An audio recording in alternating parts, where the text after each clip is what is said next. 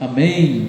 Você que vai ofertar, oferte com alegria. Vamos receber a missionária Esther, que vai trazer-nos a palavra de Deus. Aleluia. Deus é maravilhoso, né, irmãos? Recebemos a missionária Esther em nome de Jesus. Amém.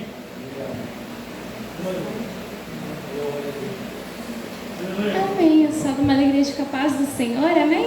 Amém. A palavra que eu quero compartilhar com os amados irmãos é a palavra que se encontra em Lucas 5.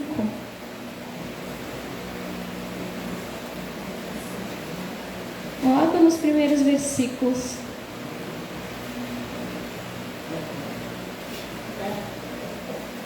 Lucas 5. Mateus, Marcos, Lucas 5.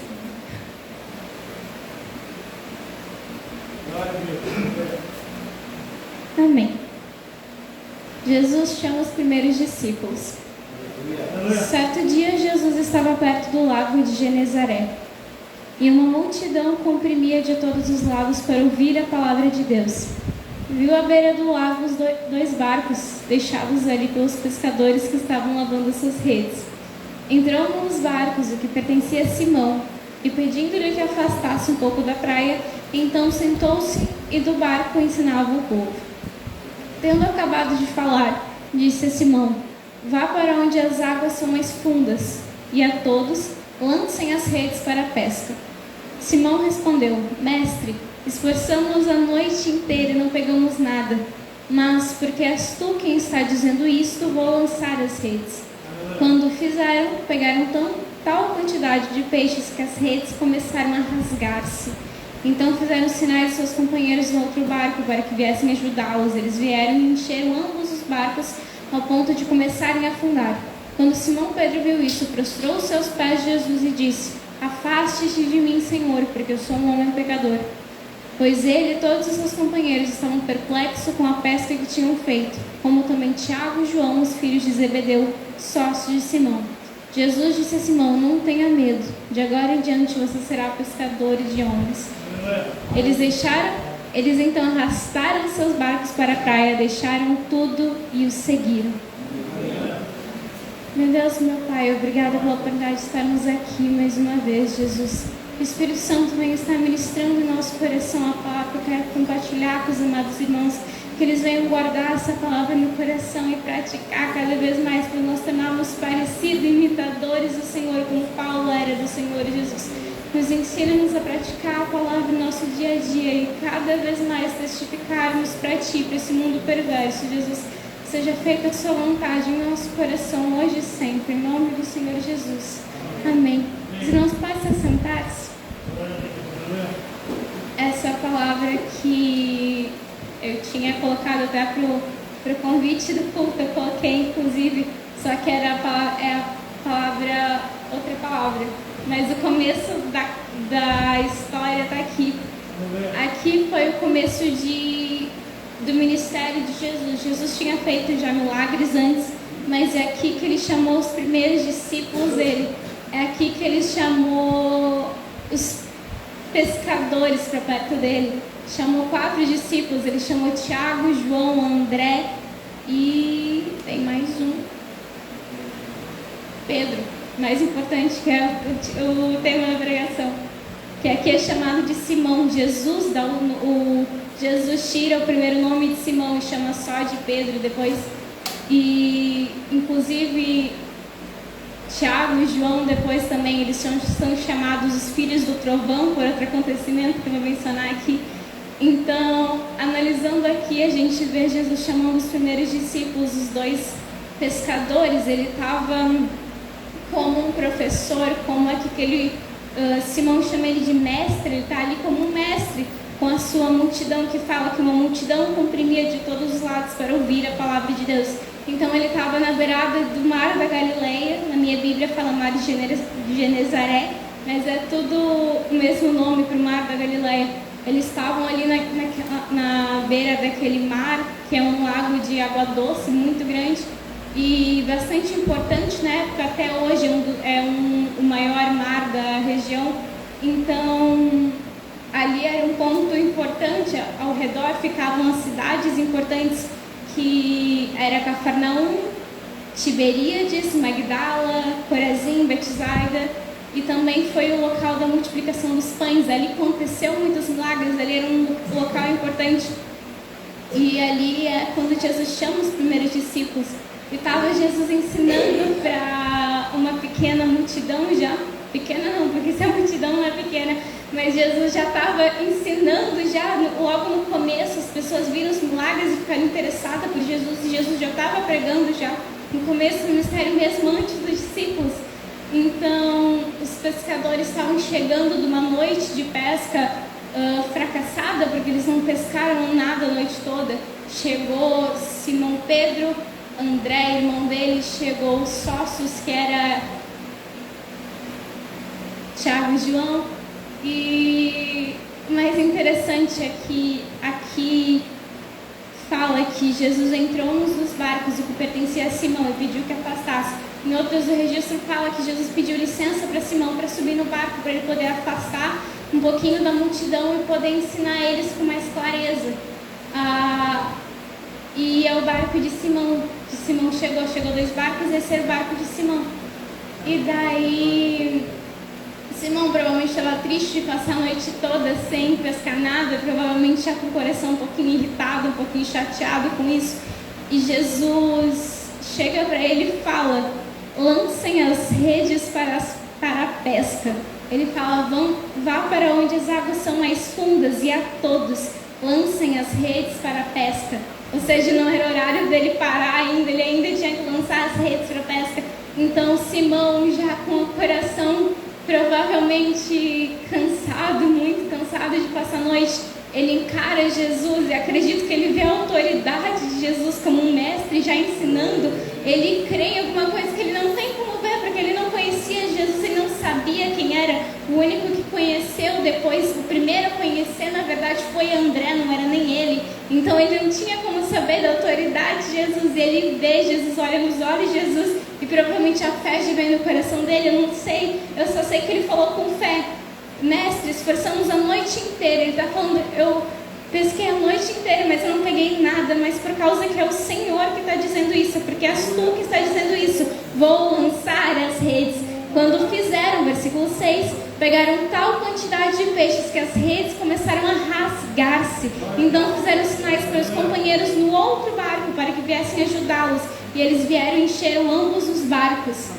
Então, imagina 2 barcos de pesca, que não era nada pequeno, era provavelmente o tamanho desse púlpito, ou um pouquinho menor, não sei, mas é mais ou menos desse tamanho, do antigo feito de madeira, afundando com a quantidade de peixes que estavam em cima, 2 barcos inteiros. Provavelmente depois os futuros discípulos que viriam ser até pularam dos barcos, provavelmente, senão eles afundar junto com os barcos, por causa da quantidade de peixes.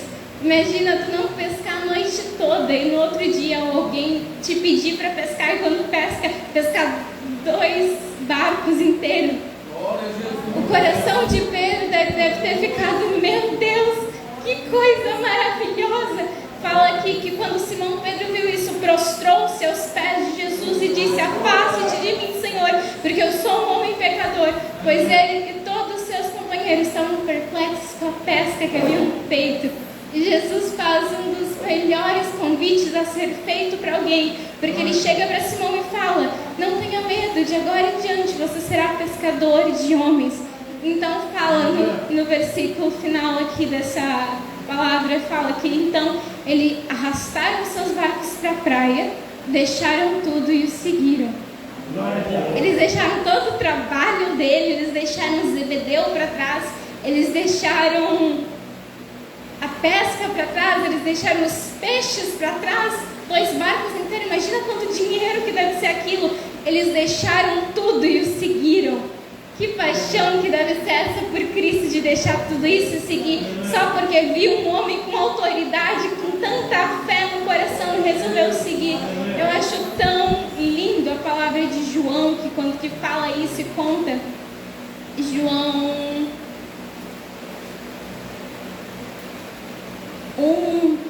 1:35, que fala que aqui o João que é mencionado, o escritor do livro é João discípulo. Mas o que vai falar aqui no 35 é João Batista, que fala que no dia seguinte, João Batista estava ali novamente com 2 de seus discípulos. Quando viu Jesus passando, disse: vejam, é o Cordeiro de Deus. Ouvindo dizer isso, os 2 discípulos seguiram Jesus. Voltando-se, vendo Jesus, que os 2 o seguiam, perguntou-lhes: o que vocês querem? Eles disseram: Rabi, que significa mestre, onde estás hospedado? Respondeu ele: venham e verão. Então foram. Por volta das 4 horas da tarde, viram onde ele estava hospedado e passaram com ele aquele dia. André, irmão de Simão Pedro, era um dos 2 que tinham ouvido que João dissera e que haviam encontrado Jesus. O primeiro que ele encontrou foi Simão, seu irmão, e lhe disse: achamos o Messias, isso é o Cristo. E o levou a Jesus. Jesus olhou para ele e disse: você é Simão, filho de João, sendo chamado Cefas, que é traduzido para Pedro. No dia seguinte, Jesus decidiu partir para a Galileia e quando encontrou Filipe, disse: siga-me.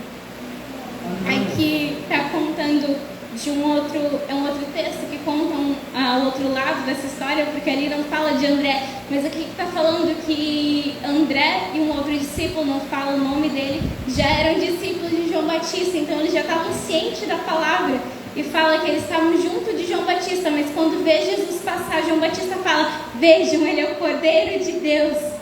E eles, o coração deles enche de fé, que fala que os discípulos seguiram Jesus. Eles chegaram e Jesus perguntaram: mestre, onde você está hospedado? Daí eles foram e passaram a noite com Cristo, onde ele estava hospedado. E daí, por volta das 4 horas da tarde, eles fizeram isso. E daí fala que André, ao sair, provavelmente se afastar de Jesus, a primeira pessoa que ele encontra é Simão Pedro, irmão dele. E ele chega e fala: achamos o Messias, isto é o Cristo. A primeira pessoa que ele encontra depois de Cristo, e a primeira coisa que fala é: achamos o Messias.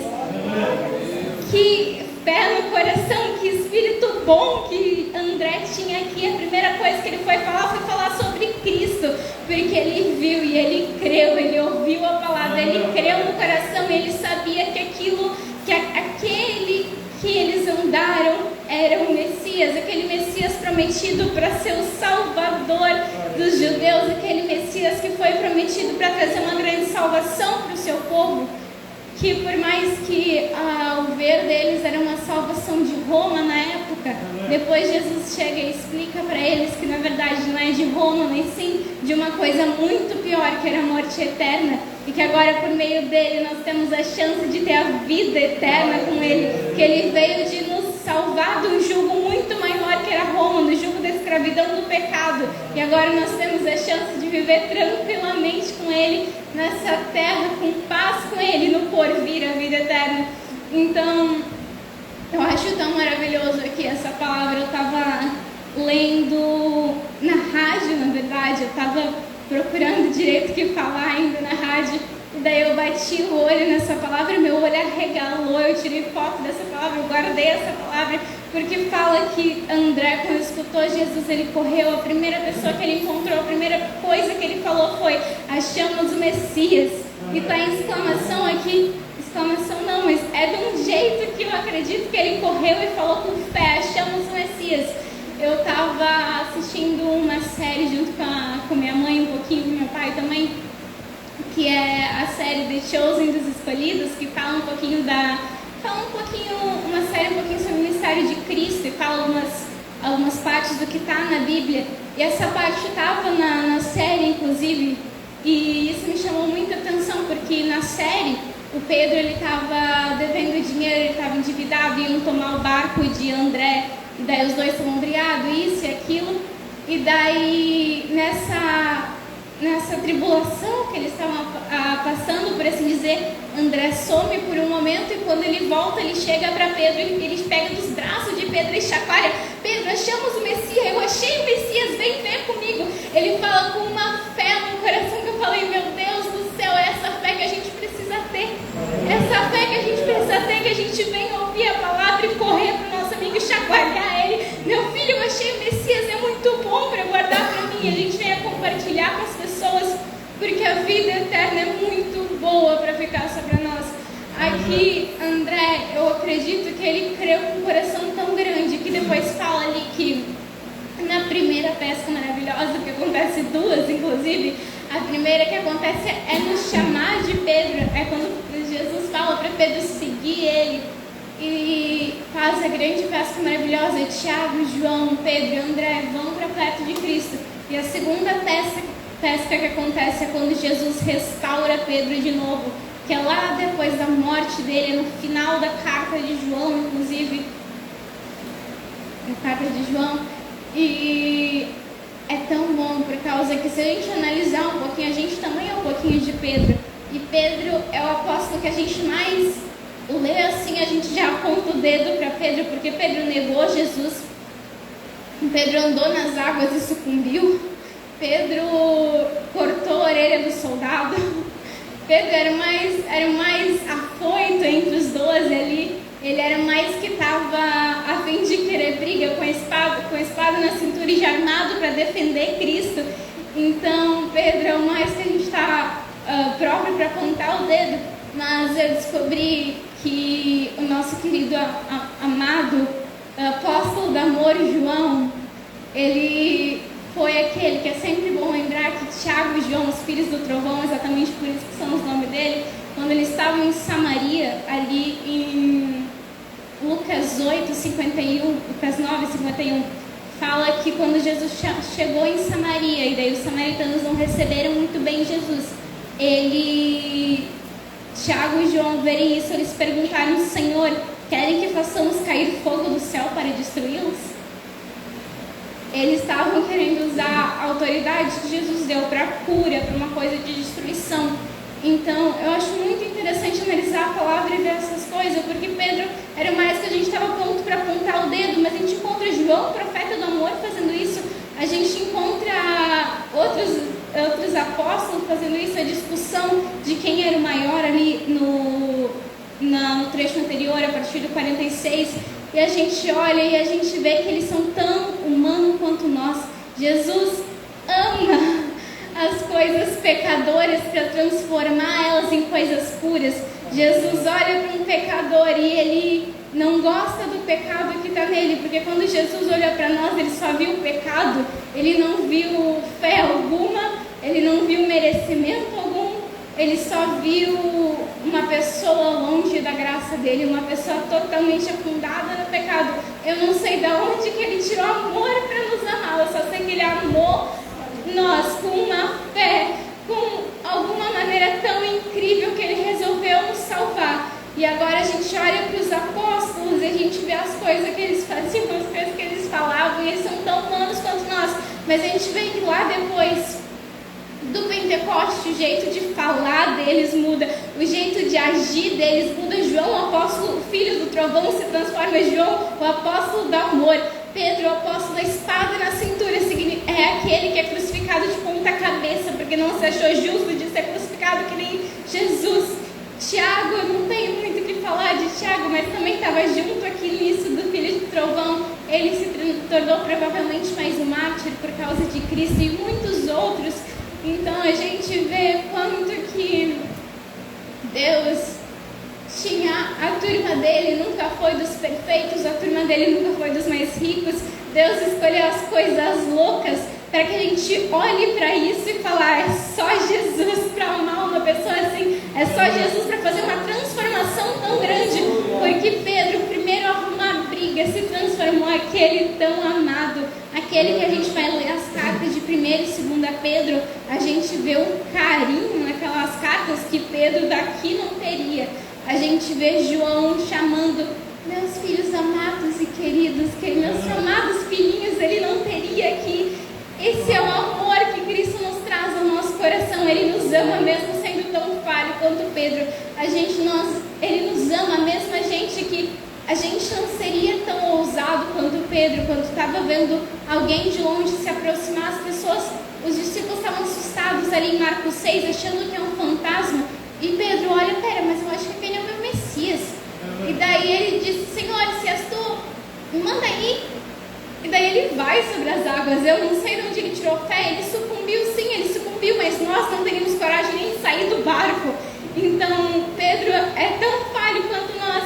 E ali é até interessante porque ele estava com uma fé tão grande para sair daquele barco, mas ele olhou as circunstâncias, ele olhou a tempestade e a fé dele foi baixando e o medo foi aumentando.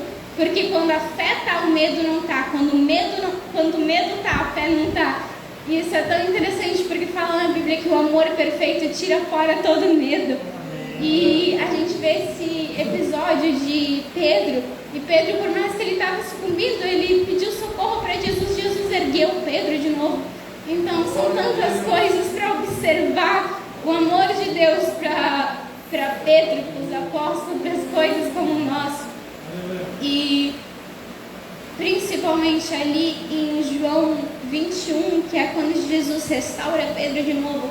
Pedro tinha falado para Cristo em João 13, que ele falou que ele morreria por Cristo, mas depois ele nega Jesus 3 vezes. João 21 fala de quando Jesus restaura Pedro.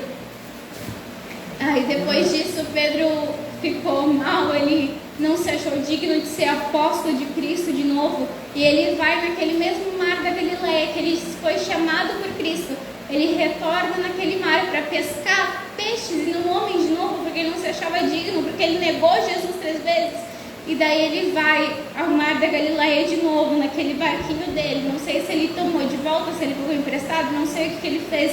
Eu só sei que ele virou para os discípulos e falou: eu vou pescar. E ele foi pescar de novo. E ele não consegue pescar nada de novo. E Jesus, ao amanhecer, 21:4 de João, fala que ao amanhecer, Jesus estava na praia, mas os discípulos não reconheceram. Ele lhes perguntou: filhos, vocês têm água para comer? E eles responderam que não. Ele disse: lancem a rede do lado direito do barco, e vocês encontrarão. Eles a lançaram e não conseguiram recolher a rede. Tal era a quantidade de peixes. E o discípulo a quem Jesus amava disse a Pedro: é o Senhor. Simão Pedro, ouvindo isso, vestiu a capa, pois havia tirado e lançou-se ao mar. Os outros discípulos vieram do barco arrastando a rede cheia de peixes, pois estavam apenas a cerca de 90 metros da praia. Quando desembarcaram, viram ali uma fogueira, peixes sobre as brasas e um pouco de pão. Disse Jesus: tragam alguns dos peixes que acabaram de pescar. Simão Pedro entrou no barco e arrastou a rede para a praia. Ela estava cheia, tinha 153 grandes peixes. Embora houvesse tantos peixes, a rede não se rompeu. Jesus disse: venham comer. Nenhum dos discípulos tinha coragem de perguntar: quem és tu? Sabiam que era o Senhor. Aqui Pedro, triste por ter negado Jesus 3 vezes, ele volta a pescar, ele volta ao mesmo mar da Galileia. E ele não consegue pescar nada de novo. E diz aqui que ao amanhecer, Jesus estava na praia. Ele estava com uma fogueirinha, com pão, com peixe e com a brasa embaixo. Ele já estava com tudo pronto para a comida. E ele pergunta se eles tinham alguma coisa para comer. E daí eles falaram que não, porque eles não conseguiram pescar peixe mais cedo. Então ele disse: então vão. Que nem ele já disse uma vez. Ele fala: vão de novo, lancem a rede do lado direito do barco e pesquem. E eles pescam de novo, eles já sabem. Eu não sei se eles sabiam o que ia acontecer, mas acontece de novo. Eles pegam aquela rede cheia de peixes, 153 grandes peixes. Eles provavelmente pegaram 1, 2 peixes, não sei quantos, e colocaram na brasa também para comer com Jesus. E fala que quando aconteceu isso, eles não precisaram perguntar para Jesus: quem és tu? Porque eles não estavam reconhecendo Cristo. Eles sabiam que era o Senhor. O Espírito Santo é tão maravilhoso. Eles falam que eles sabiam que era o Senhor. E provavelmente já lembraram do episódio já acontecido antes. E eles sabiam que era o Senhor. E fala no 15 que depois de comer, Jesus perguntou a Simão Pedro: Simão, filho de João,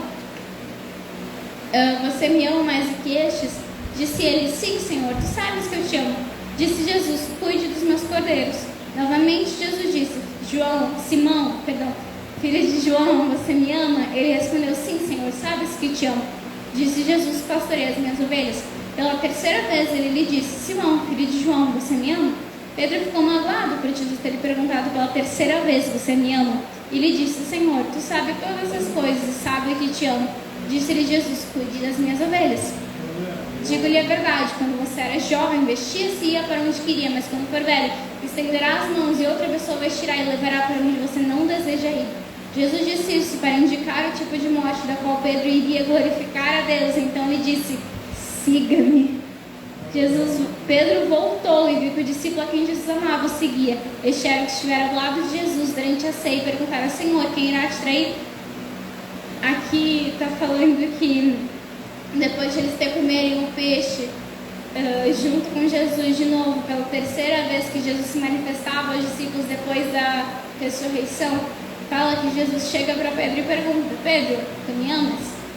Pastorei minhas ovelhas. Pedro, tu me amas? Pastorei as minhas ovelhas. Pedro, tu realmente me amas a ponto de entregar a tua vida por mim? Senhor, tu sabe que eu te amo. Aqui, essa pergunta tem dois tipos de amor aqui. Eu já expliquei isso, mas eu amo explicar isso porque eu acho muito interessante que o amor que Jesus pergunta nas duas primeiras, você me ama, é o amor filéu, é o amor de amigo, que tu gosta da pessoa, mas tu não ama a pessoa. Pedro percebeu que se ele havia negado Jesus, ele não amava Jesus a ponto de entregar a vida, como ele tinha falado: Senhor, eu entrego minha vida por ti agora mesmo. Daí Jesus: tu ainda vai me negar antes do alcance, você vai negar 3 vezes ainda. E Pedro vai e nega Jesus. Ele percebe que ele não ama tanto assim, que ele não é aquele bambambam que ele achava que era, com a espada na cintura. E daí ele percebe que talvez ele não seja digno de ser apóstolo de Jesus. E Jesus percebe isso, Jesus sabe de todas as coisas, Jesus sabe disso, então ele chega para restaurar Pedro.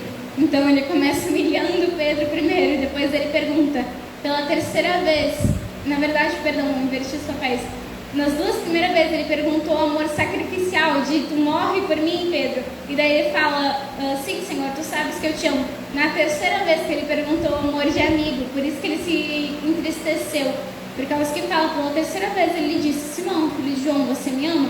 Pedro ficou magoado por Jesus ter perguntado pela terceira vez: Senhor, tu sabe todas as coisas e sabe que eu te amo. Ele responde dessa maneira, provavelmente ele pensa: realmente eu não amo Jesus tanto assim. Mas a melhor coisa não é nem as perguntas, nem as respostas, isso até não é tão importante, mas o que é importante agora no 18, que fala que Jesus chega para Pedro e fala: digo-lhe a verdade, quando você era jovem, vestia-se e ia para onde queria, mas quando for velho, estenderá as mãos e outra pessoa vestirá e o levará para onde você não deseja ir. Jesus disse isso para indicar o tipo de morte com a qual Pedro iria glorificar a Deus. Pedro não estava se achando digno de ser apóstolo de Cristo. Pedro não estava achando digno de ser discípulo de Cristo. Pedro não estava achando digno de seguir Jesus de novo e morrer por ele, como ele achava que ele dizia antes. Mas agora Jesus está falando para ele, está contando como fosse uma profecia que Pedro de alguma maneira entendeu. Eu só entendi porque está aqui explicado que fala: Jesus disse isso para indicar o tipo de morte com a qual Pedro iria glorificar-me. Então ele virou para Pedro e falou: tu ainda vai morrer por mim, Pedro. Tu ainda vai ser uma pessoa que tu não pensa, tu não está vendo o teu potencial, mas não é pela tua força, e sim pela minha força que há em ti. E daí Jesus restaura Pedro, Jesus pega aquele ânimo de Pedro e coloca de pé, porque não é pela força dele, sim a de Cristo. E ele percebe que algum dia ele ainda vai morrer por Cristo. E daí fala que Jesus faz o mesmo convite, na mesma praia, num contexto parecido, depois de uma multiplicação extremamente parecida. Jesus volta para Pedro, olha nos olhos de Pedro e fala: siga-me. E fala que depois ele voltou, ele olhou, procurou para João, perguntou de João, perguntou dos outros discípulos, e daí ele volta e segue Jesus, e a gente sabe o fim que ele tem. A gente vê quantas pessoas ele converte. Ao ler o livro de Atos, a gente vê a menção de João várias vezes. Depois ele tem as cartas de João, confundi os nomes. A gente vê Pedro em Atos e a gente vê as cartas de Pedro, 1 e 2 Pedro. E a gente vê que o ministério de Pedro realmente continuou, ele não teve fim, porque não é pela força dele, não é pelo nosso amor por Cristo. Talvez pelo nosso amor por Cristo a gente não teria levantado da cama hoje de manhã, mas fala que aquele que muito foi perdoado, muito ama. Foi aquela palavra que Jesus explicou quando a mulher estava aos pés dele, enxugando, quebrando o vaso de perfume mais caro que ela tinha aos pés de Jesus, chorando, enxugando os cabelos. Ela entendeu que ela era pecadora, ela deu tudo que ela tinha aos pés de Jesus. Ela enxugou com os cabelos. E ele fala, aquele que é muito perdoado, muito ama. Ela entendeu que ela foi muito perdoada, ela entendeu o pecado que ela foi perdoada. E ela amou muito Jesus por causa disso. Nós também somos assim, cada dia a gente descobre coisa nova que a gente está fazendo. A gente descobre cada dia um motivo mais para amar Jesus. Então nosso amor com Jesus, ele cada vez vai aumentando. Tem dia que a gente está parecido com Pedro, que a gente está meio desanimado, meio triste, mas Jesus vem e restaura de novo. Aqui... eu acho tão lindo isso, porque depois a gente vai analisar a história mesmo, porque na Bíblia não tem esses fatos, mas a gente conta com fatos históricos também, que é muito bom. Fala que Pedro, eles foram crucificar Pedro, eles crucificaram junto, até o Hernandes Dias que disse isso, eles foram crucificar Pedro e outros discípulos depois que quem comandava Roma, esqueci o nome dele, queimou Roma e colocou a culpa nos cristãos. Nero, muito obrigada. Eu não notei essa parte. Imperador Nero, eu já tinha até escutado essa história antes. Imperador Nero, ele queimou toda Roma e ele falou a culpa dos cristãos. Aí resolveram queimar os cristãos. Aí teve uma profunda perseguição e Pedro estava nessa perseguição. E chegaram na hora de crucificar Pedro. E Pedro, se eu não me engano, ele não era romano, o único que era romano era Paulo. Precioso Paulo, que inclusive gerou uma discussão por causa disso, que ele era romano. Pedro, ele não era romano, então ele tinha que ser crucificado. Romano não era crucificado porque romano não era maldito. Então ele foi tornado maldito por causa da crucificação. Só que na hora ele pede para não ser crucificado que nem Jesus, assim, de cabeça para baixo, porque ele não se achava digno de morrer que nem o Salvador dele morreu. Daí ele morre de cabeça para baixo, segundo os fatos históricos. E realmente ele fala aqui que quando ele ia ser velho, ele estenderá as mãos e outra pessoa vestirá e levar para onde você não deseja ir. E ele morreu por causa de Cristo. Pedro, o apóstolo, estava louco para lutar por Cristo de começo, que se tornou depois um dos discipuladores. Que não tem como analisar cada carta aqui profundamente agora, mas se a gente for ver, depois tem as cartas de Pedro e de João. E Pedro, ele faz umas cartas muito boas, que essas cartas menores às vezes são tão preciosas, às vezes muito esquecidas, mas elas são muito queridas de ler e prestar atenção. Ele dá conselho para os seguidores, por assim dizer, e 1 Pedro 4, inclusive, é uma das minhas favoritas, que fala como viver para Cristo, e ele fala que inclusive ele fala 1 Pedro 4, 7, depois de ele falar como viver para Cristo, ele fala: o fim de todas essas coisas está próximo, portanto sejam criteriosos, estejam alertas, dediquem-se à oração, sobretudo amem sinceramente uns aos outros, porque o amor perdoa muitíssimos pecados. Sejam mutuamente hospitaleiros, sem reclamação. Cada um exerça o dom que recebeu para servir aos outros, administrando fielmente a graça de Deus em suas múltiplas formas. Se alguém fala com alguém que transmite a palavra de Deus. Se alguém serve, faça com a força que Deus provê, de forma que em todas as coisas Deus seja glorificado mediante Jesus Cristo, a quem sejam a glória e o poder para todos sempre. E depois, a partir do 12, fala de sofrendo por ser cristão. Fala de que se algum momento futuro a gente venha sofrer, que a gente não sofra como uma pessoa comum, mas que a gente sofra pela causa de Cristo, porque sofrer por Cristo é muito melhor do que sofrer por qualquer outro motivo. Aqui fala de que 1 Pedro 4,16 fala que, contudo, se sofre como cristão, não se envergonhe, mas glorifique a Deus por meio desse nome, pois chegou a hora de começar o julgamento pela causa de Deus. E se começa primeiro conosco, qual será o fim daqueles que não obedecem ao Evangelho de Deus? E se é o justo é difícil ser salvo, que será do ímpio e pecador? Aqui está falando que, inclusive no 19 termina que por isso mesmo, aqueles que sofrem de acordo com a vontade de Deus devem confiar a sua vida ao seu fiel Criador e praticar o bem. Aqui a gente vê Pedro, um dos mais tentados a dá o primeiro tapa, ele chega aqui e ele fala: cada um exerce o dom que recebeu para servir aos outros. Ele também fala: amem-se sinceramente uns aos outros, porque o amor perdoa muitíssimos pecados. O discípulo tão afoito se torna um discípulo, não vou chamar de discípulo do amor, mas ele se torna também cheio de amor no coração dele, porque o Espírito Santo transforma ele numa pessoa cheia de amor, e ele dá esses conselhos tão preciosos que, se a gente analisar, que é muito bom.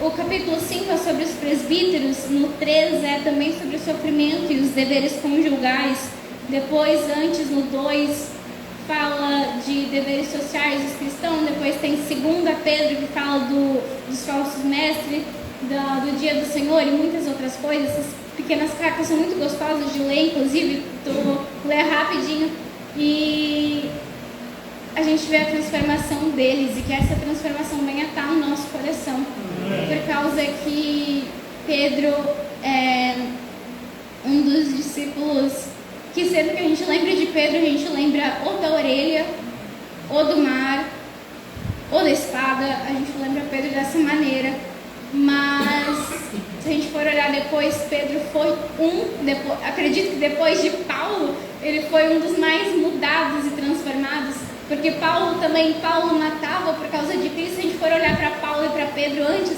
a gente vai pensar: meu Deus, por que Jesus escolheu uns homens assim? E daí depois a gente vê eles mudados, como fosse de terninho e gravata, pregando Cristo, morrendo pela causa de Cristo. A gente fala: meu Deus, a mudança de Cristo é tão incrível. O jeito de Jesus transformar pessoas é tão lindo, e a gente vê esse mundo afora, e a gente pensa: quanto mais evangelho a gente levar, mais vidas serão transformadas desse jeito. Então, que esse pensamento venha estar em nós, por causa que nós não somos justos por causa própria, nós não amamos Jesus o suficiente como Pedro, nós somos um pouquinho filhos do trovão também. Muitas vezes a gente quer orar para cair fogo do céu. Cada dia novo a gente descobre uma coisa que a gente tem que se frear às vezes, ou uma coisa que a gente tem que pedir perdão para Cristo, porque a gente continua sendo pecadora. O processo é muito longo até o fim da nossa vida, e a gente só vai poder descansar quando o fim dessa vida terrena acabar e o começo da vida eterna começar. Então, até lá a gente vai ter sim muita luta, a gente vai ter muito paciência para ter, a gente vai ter muito carinho para dar para as pessoas, muito amor, mesmo que fosse que te dê uma facada, mesmo que dê um tapa na cara, que a gente vem oferecer a outra face, por causa que quando alguém chega para te acusar, para brigar contigo, e tu afronta ela, não com palavra, mas sim com amor, a pessoa fica: pera, eu ia brigar com ela tá falando, tá me dando bom dia, tá gostando de mim? A pessoa que está louca para brigar contigo vai ser transformada pelo amor, e ela até vai desanimar provavelmente de brigar contigo, por causa que tu soube tratar bem no momento. E esse é o evangelho para ser pregado, não é o evangelho de ódio, e sim o evangelho de amor, o evangelho que transforma homens como Pedro, Paulo, Jonas, Fujão, homens como, se eu não me engano, um dos profetas do Antigo Testamento que bateu na rocha ao invés de fazer que nem Deus tinha mandado fazer. E daí, cada exemplo que a gente vê, cada homem como a gente, pecador como a gente, miserável como nós, fora da graça antigamente, a gente olha, a gente vê: meu Deus, a gente é que nem assim, mas mesmo assim Deus nos ama. A gente é tão parecido com Pedro, mais que a gente pensa, e mesmo assim Deus nos ama. E cada dia mais que a gente venha se tornar parecido com Pedro depois do Evangelho, que a gente venha se tornar com Paulo depois do Evangelho, homens que Paulo falou: sejam meus imitadores como eu sou de Cristo. Paulo não falaria isso se ele não tivesse realmente uma vida que dedicasse toda ela para Cristo. Paulo é conhecido pelas repreensões, provavelmente as igrejas, quando chegavam uma carta de Paulo, provavelmente se olhavam e falavam: lá vem a bronca. Paulo foi um dos maiores discipuladores, Paulo foi tão maravilhoso e ele era tão pecador como nós. Então, se a gente realmente buscar o Senhor, se a gente realmente se humilhar e orar, como diz, O Senhor vai mandar bênçãos para nós. O Senhor vai colocar a gente nos lugares que a gente não imagina para pregar a palavra. Lugares, às vezes, que nós não imaginamos por ser tão sutis e comuns do dia a dia, mas que a gente vai ser tão cheio da palavra que a gente não vai poder deixar de falar da palavra do Senhor. Então, que isso venha estar nos nossos corações, essa palavra que eu queria compartilhar com os amados irmãos. E que os irmãos venham estar com esse pensamento de cada vez mais buscar ser transformados pela palavra, e que a gente venha sempre transbordar de amor e de fé do Senhor, porque é muito gostoso de uma pessoa olhar para ti e falar: tu é diferente, né? Tu, não sei, tu é diferente, tu tá diferente. É muito gostoso de ver uma pessoa te elogiar, porque a gente vê as pessoas de manhã ou em outros momentos de dia se arrastando, que nem eu estava hoje de manhã, de meio-dia almoçando, eu estava me arrastando, caindo de sono e cansada. Mas a gente chega nos lugares, a gente chega já: bom dia, boa tarde, tudo bem? A gente pode estar pensando: nossa, que pessoa abençoada, mas a gente dá um bom dia, a gente trata ela bem, e isso mesmo, isso começa a fazer a gente gostar da pessoa. Aos pouquinhos o amor vai transbordando, o amor é tão perfeito, o amor é o elo da perfeição. Então que a gente venha se encher mais cada vez do amor e deixar ser transformados por Cristo cada vez mais. Era essa palavra que eu queria deixar. Abençoe, Esther. Graças a Deus. Vamos nos colocar de pé, irmãos, vamos orar. Damos graças ao Senhor por falar conosco, né? A palavra do Senhor é verdadeira, é isso que Ele requer das nossas vidas. Realmente, como foi pregado, né? Nós somos muito parecidos com Pedro, né, irmãos? Muito parecidos com Pedro. O que seria de nós sem a graça, né? Sem o amor do Senhor? Então, vamos agradecer o Senhor e pedir que Ele não abra mão, né? Que Ele nos segure, nos firme no caminho. Querido Deus, bondoso Pai, te damos graças, Senhor, primeiramente por Tua palavra, por falar conosco, Senhor.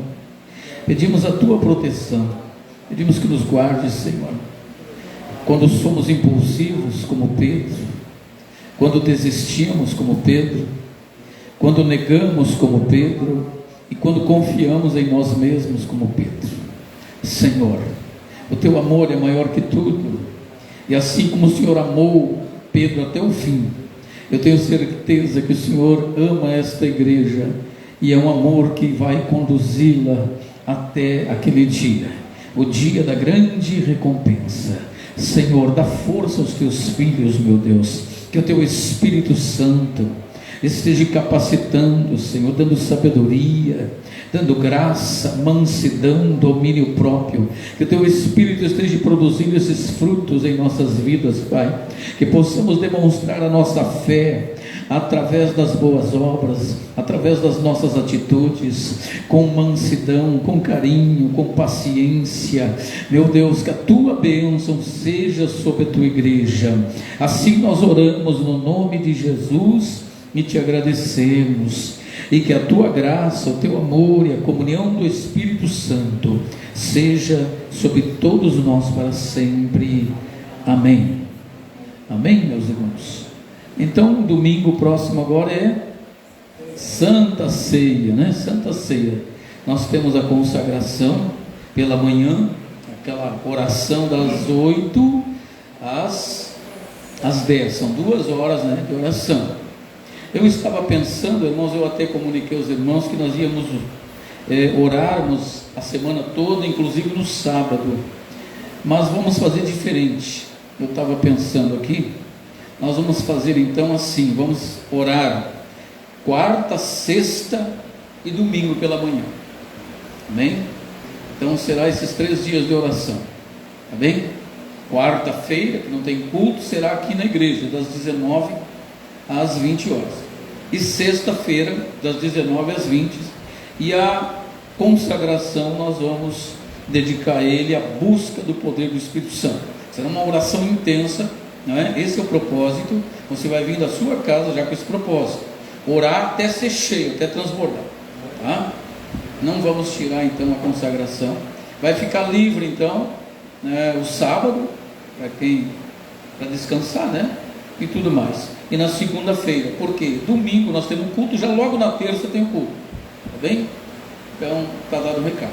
Quarta, sexta e domingo pela manhã nós de joelho na presença do Senhor, buscando o Senhor. Amém? Nos outros dias você ora em casa. Amém? Busque a presença de Deus em casa. Amém? Agradeço a todos os irmãos, né? E a nossa irmã visitante, né? Que volte sempre, né? Essa casa é sua, será bem-vinda, será uma alegria tê-las aqui. Amém? Deus abençoe a todos, cumprimento o seu irmão com a paz do Senhor e até lá, em nome de Jesus.